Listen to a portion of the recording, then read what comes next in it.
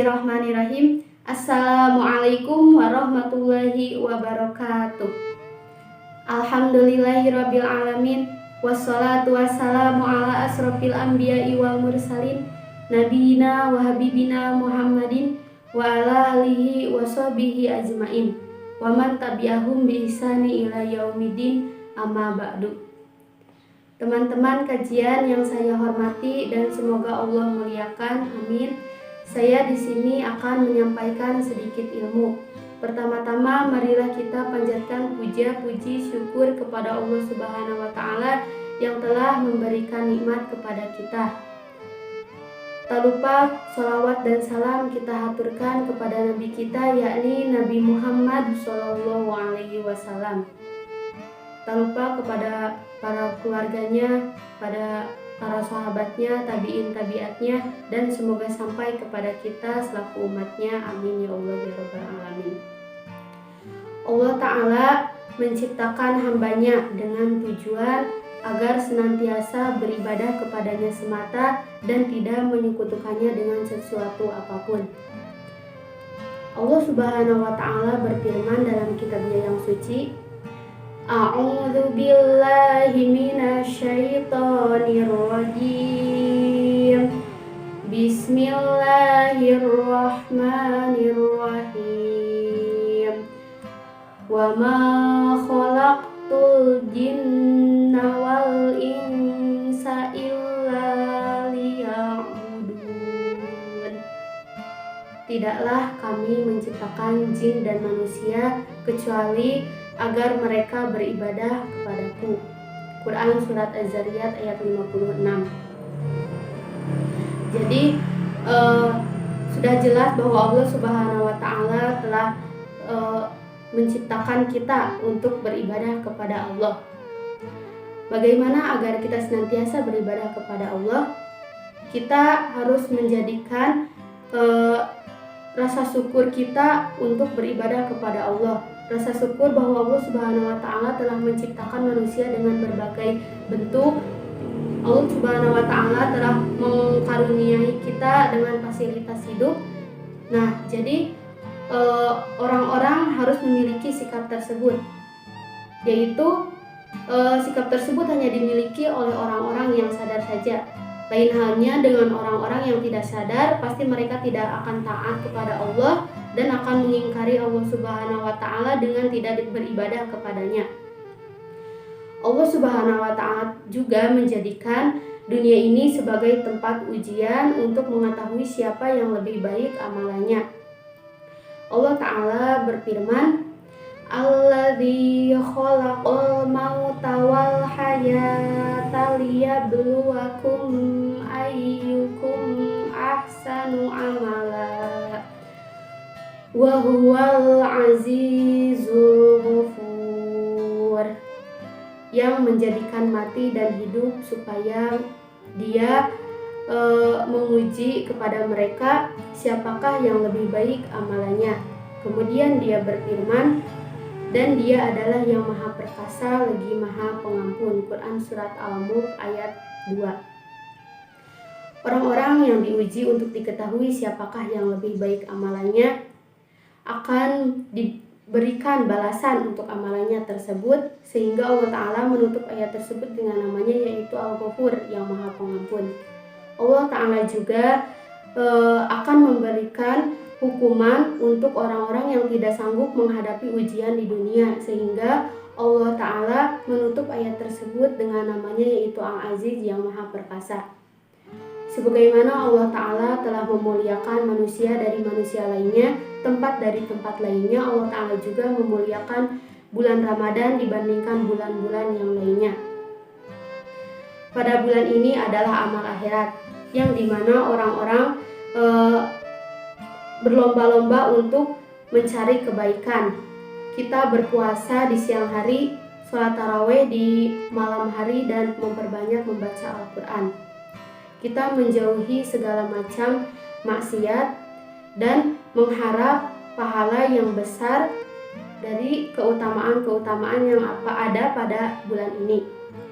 Ketika Allah Subhanahu wa Ta'ala mewajibkan kepada hambanya yaitu berpuasa Ramadan, Rasulullah SAW memotivasi hambanya untuk mengerjakan 6 hari berpuasa setelah bulan Ramadan, yaitu di bulan Syawal, agar mendapatkan pahala yang lebih besar, yaitu seperti berpuasa sepanjang masa. Rasulullah SAW bersabda dalam sebuah hadis yang sahih, "Man shoma Ramadana tsumma atba'ahu sitan min Syawalin kana kasiyamid dahri." Barang siapa yang berpuasa di bulan Ramadan kemudian mengikutinya dengan berpuasa 6 hari di bulan Syawal, maka dia seperti berpuasa sepanjang masa. Keutamaan lain di bulan ini yaitu Allah telah memberikan kemudahan bagi hambanya untuk memperoleh jalan-jalan yang dapat mengangkatkan derajatnya dan melebur dosa-dosanya. Bulan Ramadan adalah bulan yang diturunkannya Al-Quran, dibukanya pintu surga dan ditutupnya pintu neraka, dan dibelenggunya setan-setan. Bulan Ramadan adalah amal yang penuh berkah di antara amal-amal akhirat yang lainnya.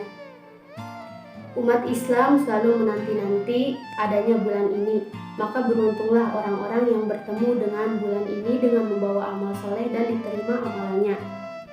Alangkah ruginya orang-orang yang bertemu dengan bulan ini tetapi tidak membawa amal soleh dan bersikap lalai menyibukkan dirinya dengan keridhaan setan dan menturuti hawa nafsunya. Wa na'udzubillahi min dzalik. Sebagian pelajaran yang dapat kita petik pada bulan ini yaitu dengan memperbanyak puasa dan melakukan ketaatan pada hari-hari yang penuh berkah ini. Antara lain, 1 yaitu balasan kejelekan adalah kejelekan sesudahnya. Dengan demikian, sesungguhnya seorang muslim yang mendapatkan kebaikan bagi dirinya jika menyukai perjumpaan dalam bulan Ramadan ini, dia akan bersyukur atas kenikmatan ini. Nikmatnya itu baik yang nampak maupun yang tidak nampak. Dan dia tergerak hatinya untuk beramal soleh dan juga mengharapkan amal akhirat. Maka benarlah jika seseorang itu jiwanya tenang menghadapi bulan ini dan takut akan maksiat kepada Allah, dia akan memperoleh faidah berupa pelajaran berharga di bulan ini, yaitu dengan berbuat ketaatan dan menjauhi larangannya. Sesungguhnya Allah telah bersabda dan seharusnya Allah Subhanahu wa taala terus disembah hingga kematian datang. Allah Subhanahu wa taala berfirman, "Wa'bud rabbaka hatta ya'tiyakal yaqin." Shadaqallahul azim. Sembahlah Rabb kalian hingga datang hari yang pasti, yaitu kematian. Quran Surat Al-Hijr ayat 99. Pelajaran kedua yang dapat kita petik yaitu puasa adalah jalan bagi hambanya untuk mengantarkan hambanya itu kepada Robnya. Tidak ada yang tahu bahwa hakikat pahala itu kecuali Allah Subhanahu wa taala. Allah Subhanahu wa taala berfirman dalam hadis qudsi, "Setiap amalan anak Adam dibalas dengan kebaikan 10 kali lipat kecuali puasa. Maka sesungguhnya puasa itu untukku dan aku yang akan membalasnya. Dia telah menahan syahwatnya dan menahan makan minum karena aku." Hadis riwayat Muslim. Mungkin saja orang-orang yang mengaku berpuasa di hadapan orang lain, tetapi ketika tidak dilihat oleh orang lain, dia akan makan dan minum. Nah, orang seperti itu tidak merasa bahwa dia diawasi oleh Allah Subhanahu wa taala. Dan juga adapun orang-orang yang takut puasanya rusak, dia akan takut juga amalan-amalan lainnya rusak seperti puasa, zakat, dan haji, dan kewajiban-kewajiban lainnya. Allah Ta'ala sudah mewajibkan puasa sebagaimana Allah sudah mewajibkan sholat bagi kita. Sholat diwajibkan itu ketika Nabi Mi'raj ke langit. Oleh karena itu, rusaknya puasa perkara besar baginya. Dia juga akan merasa rusaknya sholat itu pahala yang lebih besar, rusaknya pahala yang lebih besar urusannya. Itulah salah satu faedah yang kita bisa ambil sebagai seorang muslim di bulan Ramadan ini. Dan adapun sesungguhnya di antara yang menjadikan sebab kelapangan dan kegembiraan hati itu yaitu menjadikan masjid sebagai tempat ibadah dan sholat pada bulan Ramadan ini. Adapun kewajiban di bulan ini yaitu pada bulan ini diwajibkan untuk menahan makan, minum, dan segala yang membatalkan kepada puasanya.